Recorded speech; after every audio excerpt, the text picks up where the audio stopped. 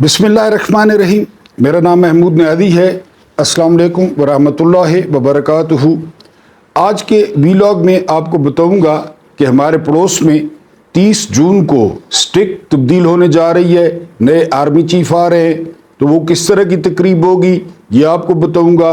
इसके अलावा शहबाज राना साहब का एक ट्वीट है, बहुत ज़बरदस्त सहाफ़ी हैं और ये वो सहाफ़ी हैं जिनको IMF तक फॉलो करते हैं, इनसे एम्बेसडर्स मिलते हैं। इनका जो ट्वीट है वो स्टॉक एक्सचेंज पे असरअंदाज होता है, ताजर इनसे मिलते हैं। तो शहबाज राना साहब जो है वो बहुत बड़ी पर्सनैलिटी के मालिक हैं। उन्होंने पाकिस्तानियों के लिए क्या ट्वीट किया है ये भी आपको बताऊंगा। और ये जो है वो बदतरीन जो बजट पास हुआ है इस पर हम बात करेंगे। और फिर आपको एक कहानी हस्बे मामूल सुनाऊंगा कि आया ये जो हमारे हुक्मरान हैं ये फ़िरौन से ज़्यादा चालाक हैं, फ़िरौन से ज़्यादा मक्कार हैं और फ़िरौन से ज़्यादा सियाणे हैं। ये आपको एक किस्सा सुनाऊंगा। लेकिन सबसे पहले जो स्टिक चेंज होने जा रही है इंडिया में, यानी 30 जून को कल, तो वो तकरीब किस तरह होगी। Lieutenant general Upendra Dwivedi India के नए नामजद चीफ ऑफ आर्मी स्टाफ हैं। उपेंद्रा द्विवेदी ये नए चीफ हैं। ये 30 जून को जनरल मनोज पांडे से छड़ी वसूल करके अपना चार्ज लेंगे। पहले जो चीफ ऑफ आर्मी स्टाफ हैं वो मनोज पांडे हैं। और ये भी आपको बता दूं कि मनोज पांडे का ताल्लुक इंजीनियरिंग कोर से था, यानी वो बेसिकली इंजीनियर थे और इन इलेक्शंस में उनको 1 माह की तौसीद दी गई थी कि जी इलेक्शन हो जाए तो उनको जो है वो नया चीफ आएगा। तो उपेंद्रा द्विवेदी ये नए चीफ आए हैं। इस सिलसिले में कोई पुरवकार तकरीब मुनक्किद नहीं होगी। ऑफिस में, आर्मी चीफ के ऑफिस में उपेंद्रा द्विवेदी जाएंगे और मनोज पांडे अपनी स्टिक उनको दे देंगे। कोई पुरवकार तकरीब नहीं होगी। अपने दौरे मुलाजमत में उपेंद्रा द्विवेदी न कौम के बाप कहलाएंगे, ना गैर मुल्की सरबराहान से मुलाकात के लिए दौरे करेंगे, ना उनसे किसी भी मुल्क का सफ़ीर मुलाकात करेगा, ना इंडियन ताजरों से मिलकर उन्हें इन्वेस्टमेंट के गुर सिखाएंगे, ना खाद, दूध, अंडे, डबल रोटी, plot, defence, housing society, gas, bank, oil terminal और दीगर कारोबार चलाएंगे। ये पक्की गल है। उसके अलावा न मजहबी पेशवाओं से मिलकर उन्हें वाज व नसीहत करेंगे, मजहबी हम आहंगी पैदा करने के लिए। ये उपेंद्रा द्विवेदी की बात हो रही है जिनकी फौज वो 3 गुना कम अज़ कम बड़ी है। ना ये अपने हम वतनों में गद्दारी के सर्टिफिकेट बांटेंगे, इनका कोई ताल्लुक नहीं होगा। दिल्ली जाने और उसका काम जाने। ना ये इंडिया के इक्तसादी अमूर का जायज़ा लेंगे, या ये कोई जो है SIFC बनाएंगे कि सरमायाकारी यहाँ पे आए इंडिया में। ये सारा काम दिल्ली का है। इन्हें ये भी नहीं कहना पड़ेगा कि इंडियन आर्मी का सियासत से कोई ताल्लुक नहीं है। हर दिन, हर चौथे दिन, हर 3 घंटे बाद ये इनको उपेंद्रा द्विवेदी को जो है ना, क्योंकि मैंने आपको एक दिन बताया था कि इंसान के अमाल बताते हैं कि वो खुदा से कितना डरता है। जुबानी आप जितना मर्जी ये कहते रहे, मैं भी कहता रहूं, लेकिन जब आप उसको देखते हैं ना और उसके काम देखते हैं तो आपको पता चलता है कि ये कितना मुत्तकी है और खुदा से कितना डरता है। वरना वैसे जुबानी कलामी तो मैं भी कहता हूं, तो उसको ये नहीं कहना पड़ेगा कि जी इंडियन आर्मी का सियासत से कोई ताल्लुक नहीं है। ये तराने, ड्रामे और फिल्में भी नहीं बनवाएंगे उपेंद्रा द्विवेदी। ये शहीदों का चूरन भी नहीं बेचेंगे। अब शहीदों के अहले खाना आ गए, अब उनकी प्रेस कॉन्फ्रेंस हो गई। ना ये सुबह दोपहर शाम खबरों की जीनत बनेंगे, ना खबरें इनसे शुरू होंगी, ना खबरें इन पे ख़त्म होंगी। इसके अलावा जबकि जनरल मनोज पांडे जो जा रहे हैं अपनी रिटायरमेंट के बाद ये इंडिया में ही रहेंगे। और ये भी सुना है कि रिटायरमेंट के बाद उनकी अंदरून मुल्क और बैरून मुल्क जायदादों के होश रुबा इंकशाफात भी नहीं होंगे। बेल्जियम में, ऑस्ट्रेलिया में, सऊदीया में ये किसी इस्लामी فوج کے سربراہ نہیں بنیں گے، نہ ان کو زرعی زمین، بنگلہ اور متعدد بنگلے اور رہائشی پلاٹ ملیں گے۔ ان تمام تر کے باوجود نہ انڈیا نازک موڑ سے گزرے گا، نہ انڈیا اندرونی جارحیت یا بیرونی جارحیت کا رونا روئے گا، نہ دہشت گردوں کی کمر توڑ دی جائے گی ہر دوسرے دن کا بیان، نہ انڈیا کو اپنے سول اداروں میں ریٹائرڈ یا حاضر سروس فوجی افسر لگانا پڑیں گے۔ یہ سٹک تبدیل ہو رہی ہے، اتنی ساری جو ہے یہ سٹک ہوتی ہے، اور جب یہ اپندرا دویدی منوج پانڈے کے دفتر میں جائیں گے تو منوج پانڈے کو سلوٹ کریں گے کیونکہ وہ سینئر ہیں۔ منوج پانڈے اس کا جواب دیں گے، اور جواب دینے کے ساتھ ہی یہ آپ تقریب یوٹیوب پہ دیکھ سکتے ہیں، اسی آفس کے اندر جو ہے وہ سٹک دے دیں گے اپندرا دویدی کو، اور وہ چیف بن جائیں گے۔ وہ میوزیکل بینڈ اور وہ سارا فیصل وارڈے کو دعوت دینا اور تقریباً 10-15 کروڑ اس تقریب پہ پھونک دینا، یہ یہاں پہ کچھ نہیں ہوگا۔ اور یہ یاد رہے کہ یہ ہم سے بہت بڑی فوج ہے، اور پھر ظاہر ہے کہ بڑی فوج کا چیف بڑی فوج کا چیف ہوتا ہے۔ لیکن یہ سارا آپ کو بتانا تھا کہ 30 جون کو ہونے جا رہا ہے۔ اب میں آپ کو بتاتا ہوں شہباز رانا نے جو ہے وہ کس طرح بدترین اور سنگین ترین جو ہے وہ نقشہ پیش کیا ہے پاکستان کا۔ آپ دیکھ رہے ہیں بجلی کے بل آ رہے ہیں، اور ایک آپ کو یہ بھی واقعہ سنانا تھا کہ ایک قصبے میں بجلی کے ایک قصبے کی مسجد کا جو بل آیا ہے وہ آیا ہے جی 60,000 روپیہ۔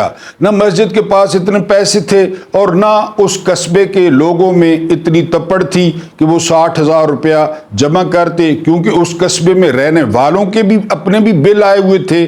تو امام صاحب نے یہ ویڈیو بڑی وائرل ہے، آپ دیکھ سکتے ہیں، اسد اللہ خان نے بھی دکھائی ہے اپنے ویلاگ میں۔ ان امام مسجد نے بالکل چپ کر کے اللہ سے معافی مانگ کے اس مسجد کو اتنا بڑا تالا لگا دیا ہے کہ یہ وہ ترقی ہے جو یہ پی ڈی ایم کا کت خانہ، یہ کاکڑ کا چکلا، اور یہ پی ڈی ایم 2 کا جو ہے نا وہ کنجر خانہ، یہ وہ دعوے کر کے آیا تھا کہ پیٹرول 70 روپے کا ہوگا اور 300 جو یونٹس ہوں گے وہ فری ہوں گے۔ وہ پکے کے ڈاکو بھی یہی کہہ رہے تھے پوری الیکشن کمپین میں سندھ والے، اور یہ ادھر ایک ٹک ٹاکر جس کا موقف ہے کہ ٹک ٹاک بنانے پہ بڑی محنت کرنی پڑتی ہے۔ ظاہر ہے کتنی محنت کرنی پڑتی ہے، آپ کو پتہ ہے، کپڑے، میک اپ، وہ لیپ دینا پورا، پھر جو ہے نا وہ جوتے، اور پھر بہت ساری چیزیں آپ کو پتہ ہے، وہ سارا کچھ کرنے کے بعد ٹک ٹاک بنتی ہے۔ تو وہ کہہ رہی تھی کہ بڑی جو ہے نا وہ محنت لگتی ہے۔ تو اس قصبے میں مسجد کو تالا لگا دیا گیا۔ اب شہباز رانا کی باتیں ذرا سنیں اور وہ کیا کہتے ہیں۔ شہباز رانا نے کہا ہے جی کہ سب سے پہلے جو انہوں نے آپشن دیا ہے وہ آپشن یہ دیا ہے کہ اگر آپ سے ہو سکتا ہے، اگر آپ کی جان مانتی ہے یا آپ کے فائنینشیل یا ویسے کوئی رشتہ داری یا دوست ہیں تو پاکستان چھوڑ دیجئے، پاکستان سے بھاگیے فوراً۔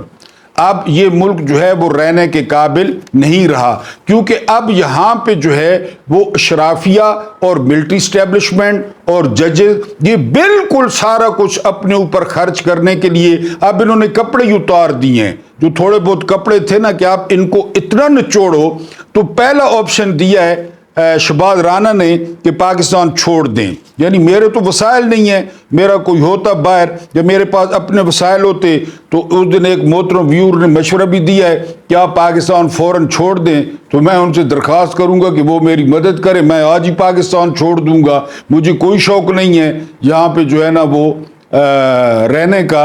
لیکن شہباز رانا نے جو ہے وہ مشورہ دیا ہے کہ پاکستان چھوڑ دیں، یہ پہلا آپشن ہے۔ دوسرا انہوں نے آپشن دیا ہے کہ تنخواہیں اپنی کیش میں لیں۔ اگر آپ نے بینک کے ذریعے تنخواہیں لیں تو پھر آپ کو کچھ نہیں ملے گا، یعنی اس پہ انکم ٹیکس لگے گا، اس پہ سیلز ٹیکس لگے گا اور آپ کے ہاتھ میں کچھ نہیں آئے گا۔ یہ میں آپ کو شہباز رانا کا ٹویٹ پڑھ کے سنا رہا ہوں کہ آپ نے تنخواہیں کیش لینی ہیں۔ تیسرے نمبر پہ وہ کہتے ہیں کہ اثاثے اپنے ظاہر نہ کریں، اپنے ایسٹس آپ نے ظاہر کر دیے نا، ان ایسٹس پہ آپ تمام کچھ ادا کر چکے ہوں گے، لیکن ان پہ دوبارہ لگے گا۔ میں آپ کو انہوں نے مثال دی ہے کہ آپ نے ایک مکان بنایا ہے، مکان کے لیے آپ نے سریا خریدا ہے، ٹیکس پے ہو گیا، سریے پہ 18%، آپ نے سیمنٹ خریدا، ٹیکس پے ہو گیا، آپ نے لکڑیاں، یہ کھڑکیاں، دروازے، جو کچھ بھی آپ لیں گے آپ ٹیکس پے کر دیں گے۔ وہ ٹیکس پہ جو مکان جو ہے نا کھڑا ہوگا 6 مرلے کا، 7 مرلے کا، پھر اس مکان پہ مجموعی طور پہ جو ہے وہ آپ کا ٹیکس لگے گا کہ اپنے اثاثے ان کو ظاہر نہ کریں۔ یہ شہباز رانا کی آپ کو بات بتا رہا ہوں، میں نہیں حکومت کے خلاف بھڑکا رہا یا میں کوئی نہیں اکسا رہا، یہ شہباز رانا کا ٹویٹ ہے کہ اپنے اثاثے ظاہر نہ کریں۔ اگلی بات وہ بہت امپورٹنٹ کرتے ہیں، وہ یہ کرتے ہیں کہ فائلر نہ بنے، یعنی فائلر آپ لوگ نہ بنے، اور فائلر نہ بننے کے بعد انہوں نے آگے اس کا علاج بھی بتایا ہے کہ اگر آپ لوگ فائلر بن گئے تو آپ لوگ ایک ایسی گہری کھائی میں گریں گے جس کا آپ اندازہ بھی نہیں، کیونکہ میں نے آپ کو ایک دفعہ بتایا تھا کہ نیرو آپ نے سنا ہوگا، روم کا بادشاہ، کہ روم جل رہا تھا اور نیرو بانسری بجا رہا تھا۔ اس کے بارے میں نے آپ کو بتایا تھا کہ وہ چاہتا یہ تھا کہ اس کے محل کی جو ہے نا تعمیر کی جائے، اس کا نیا پیلس بنایا جائے۔ پارلیمنٹ سینٹ مان نہیں رہا تھا۔ اس نے کیا کیا؟ اس نے پورے روم کو آگ لگوا دی، خود پورے روم کو آگ لگوا دی، اور وہ بجاتا تھا، کوئی کہتا ہے بانسری بجاتا تھا، کوئی کہتا ہے سرنگی بجاتا تھا، بہرحال کوئی انسٹرومنٹ وہ بجاتا تھا۔ جب روم کو آگ لگی نا، وہ ایک اچھے اور پرفضا مقام پہاڑ پہ شفٹ ہو گیا، روم جلتا رہا، روم جل کے راکھ ہو گیا۔ اب سینٹ کے پاس کوئی راستہ بھی نہیں تھا کہ وہ دوبارہ تعمیر کروائے روم کو، یہ موجود ہے تاریخ میں۔ اچھا جی، روم تعمیر ہو گیا، یہ بھی چھوڑیں، اگلی بات سنیں۔ اگلی بات یہ کہ نیرو، یا بار بار کہہ رہا ہوں نیرو، یہ واحد حکمران تھا تاریخ کا اور رومن امپائر کا کہ اس نے اپنے سرکاری ڈاکو رکھے ہوئے تھے، مانیں گے؟ سرکاری ڈاکو وہ لوگوں کو لوٹتے۔ آپ کو پتہ ہے روم میں وہ تاجرات تجارت کا مرکز تھا، بڑی حکومت تھی، وہ لوگوں کو لوٹتے، اور ان لوٹنے میں سے، اس مال غنیمت میں سے حصہ نیرو تک پہنچتا۔ وہ اس نے سرکاری ڈاکو رکھے ہوئے تھے۔ یہ کیا ہیں؟ یہ آپ کے پٹواری، یہ آپ کے تحصیلدار، یہ ججوں کے منشی، یہ ججوں کے ریڈر، یہ کیا ہیں بتائیں؟ یہ آپ کے میونسپل کارپوریشن میں کام کرنے والے، حتیٰ کہ بھنگی، یہ کیا ہیں؟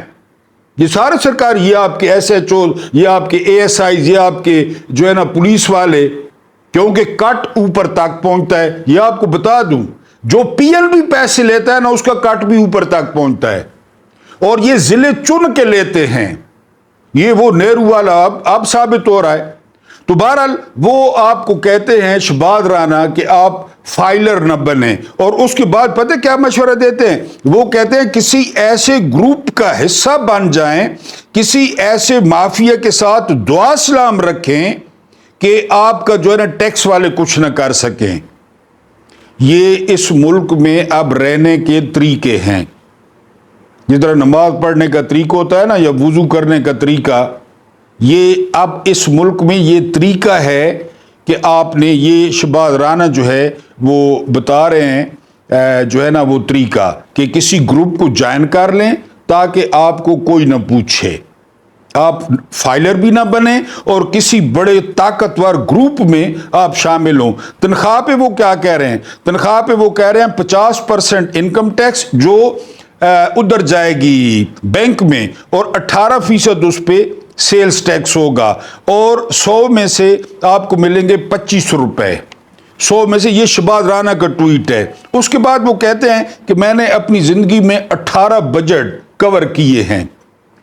یہ ان 18 بجٹس کا سب سے بدترین اور سب سے سنگین ترین جو ہے وہ یہ بجٹ ہے، سب سے۔ ایک اور بات، خاص کر جو پاکستان سے باہر ہوتے ہیں، وہ یہ کہ جی جو اکانومی، یعنی جو جس پہ مزدور وغیرہ سفر کرتے ہیں، ایئر ٹکٹ کی بات کر رہا ہوں، 12,500 روپے فی ٹکٹ اضافہ کی ہے۔ 12,500 ایک ٹکٹ میں۔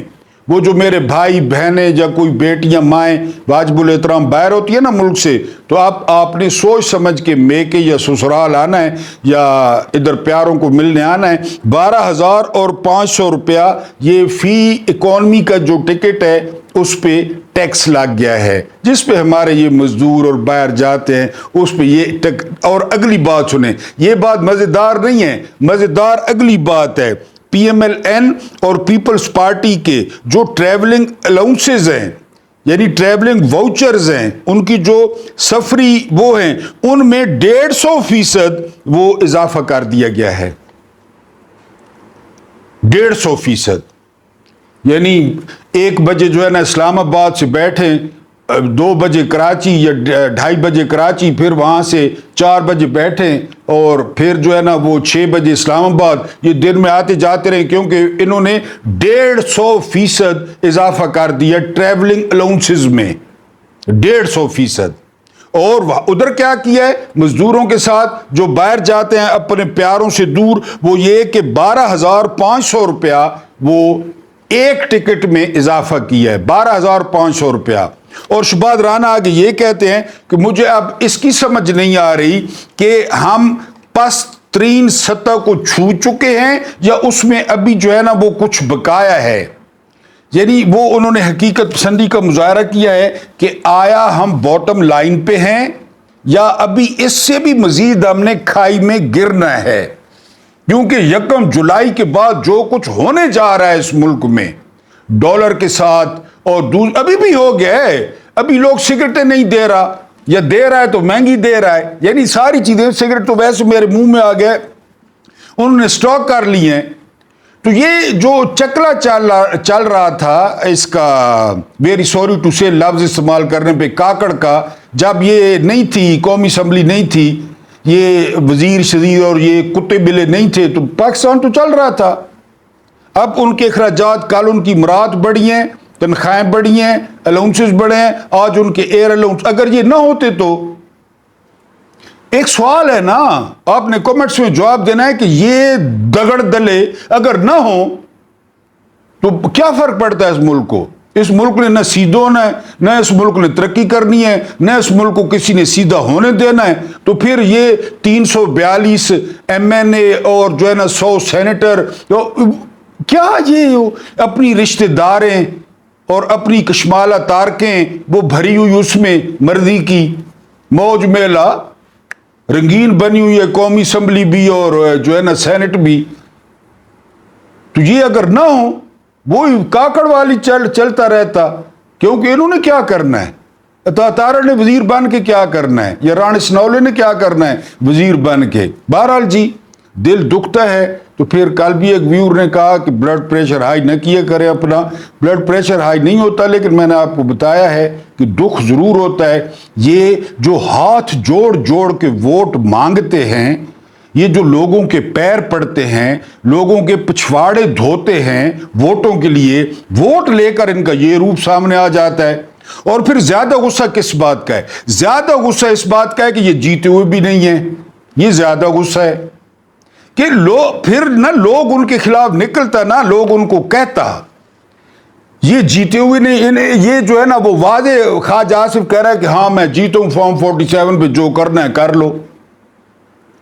پھر بالکل قبضہ ہو چکا ہے پاکستان پہ، بالکل قبضہ ہو چکا ہے، اور یعنی جرنیل، جج، نون لیگ، پیپلز پارٹی اور وہ کراچی کے غدار جن کو بے نظیر بھٹو نے نصیر اللہ بابر کو کہا تھا کہ ان چوہوں کو بلوں میں گھس کے مارو، یہ بے نظیر نے کہا تھا، میں نہیں کہہ رہا، وہ چوہے، یہ جو ہے نا ان کا قبضہ ہو چکا ہے، بالکل ان کا جو ہے نا وہ ملک پہ قبضہ ہے، اور یہ نچوڑتے ہی نچوڑتے جا رہے ہیں، نچوڑتے ہی نچوڑتے جا رہے ہیں۔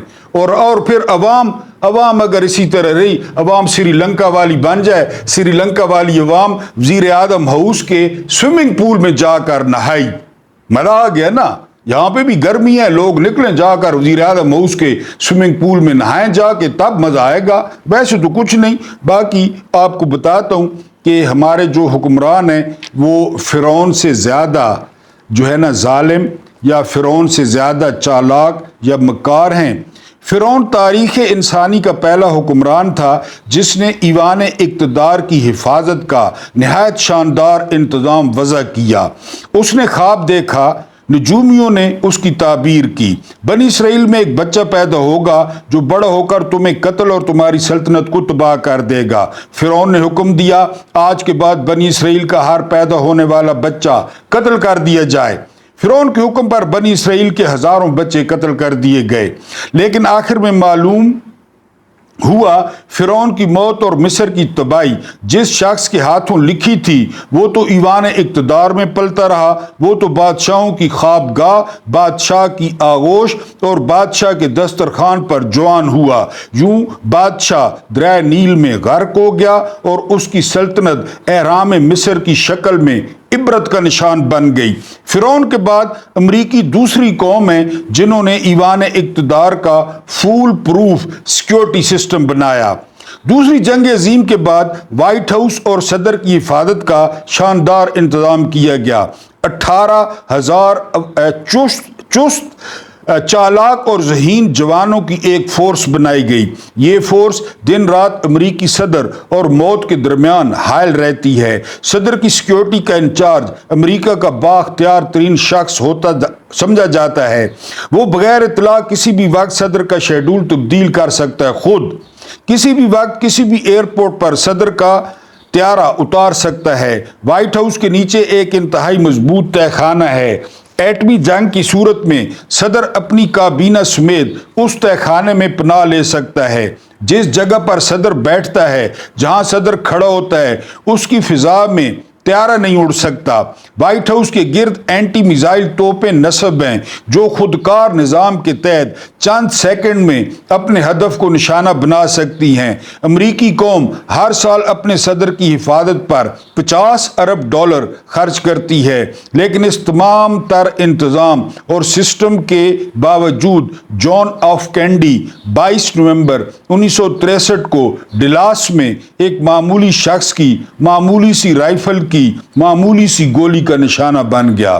JFK 1984 میں اندرا گاندھی کی زندگی خطرات کا شکار تھی۔ مختلف علیحدگی پسند تنظیموں نے 24 خودکش سکواڈ بنا رکھے تھے۔ ان سکواڈز کی زندگی کا ایک ہی مقصد تھا، اندرا گاندھی کا قتل۔ اندرا گاندھی نے اپنی حفاظت کے نظام کو فول پروف بنا دیا، لیکن پھر کیا ہوا؟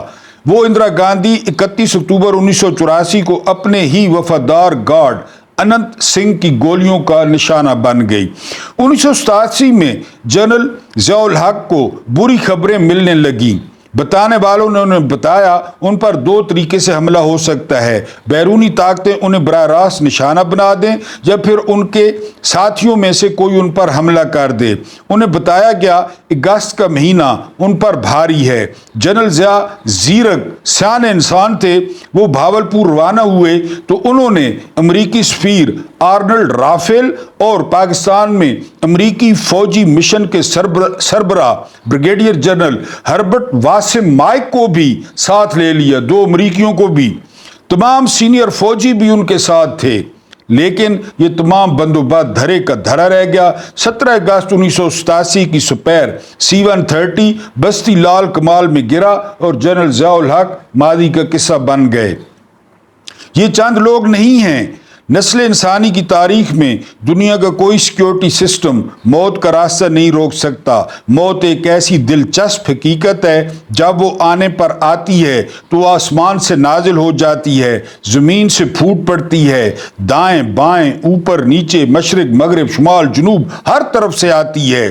دنیا کی کوئی طاقت، دنیا کا کوئی نظام، دنیا کا کوئی بندوبست اس کا راستہ نہیں روک سکتا۔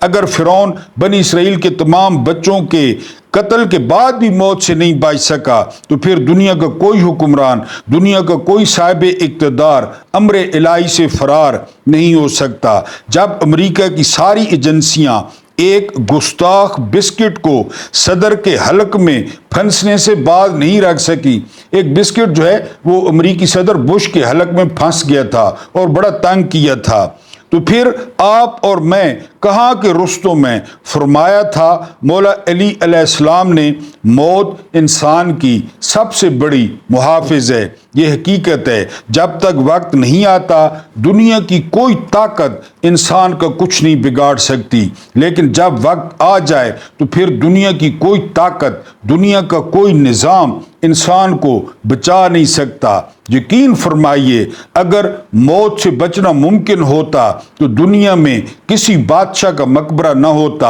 اور اس وقت دنیا میں صرف بادشاہ اور شہزادے ہوتے۔ یہ حقیقت ہے، روز سورج نکلنے اور شام کے سائے پھیلنے جتنی بڑی حقیقت۔ نہ جانے ہمارے حکمرانوں تک یہ حقیقت کیوں نہیں پہنچتی۔ وہ خود کو فرعون سے زیادہ ظالم، فرعون سے زیادہ طاقتور اور فرعون سے زیادہ چالاک کیوں سمجھتے ہیں؟ بس آپ دعا کریں کہ جتنی جلدی ہو ان سے اللہ پاک جان چھڑائے۔ سب نے آمین لکھنی ہے، اور جتنے بھی ہیں یہ، اور ان کو پتہ چل جائے کہ موت جو ہے وہ سب سے بڑی محافظ ہے۔ اللہ پاک آپ لوگوں کو آسانیاں عطا فرمائے، آسانیاں بانٹنے کی توفیق عطا فرمائے۔ اللہ پاک آپ لوگوں کے رزقوں اور آپ لوگوں کی دسترخوانوں میں وسعت دے۔ مجھے برداشت کرنے کا بہت بہت شکریہ۔